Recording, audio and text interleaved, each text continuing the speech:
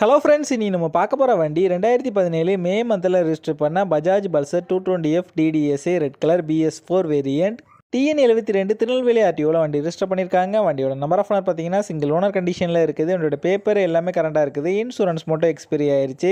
வண்டியோட physical condition பாருங்கள், நல்ல கண்டிஷனில் இருக்குது. என்னோட இன்ஜின் கண்டிஷன் பார்த்தீங்கன்னா பக்கவான செல்ஃப் கண்டிஷனில் இருக்குது. வண்டியோட ஓவரால் பாடி அவுட்லுக் பாருங்கள், நல்ல கண்டிஷனில் தான் இருக்குது. இந்த வண்டியில் எந்த விதமான மேஜர் ரீப்ளேஸ்மெண்ட் எதுவுமே கிடையாது. ரீசெண்டாக தான் ஃப்ரண்ட் அண்ட் பேக் 2 டயரும் சேஞ்ச் பண்ணியிருக்காங்க.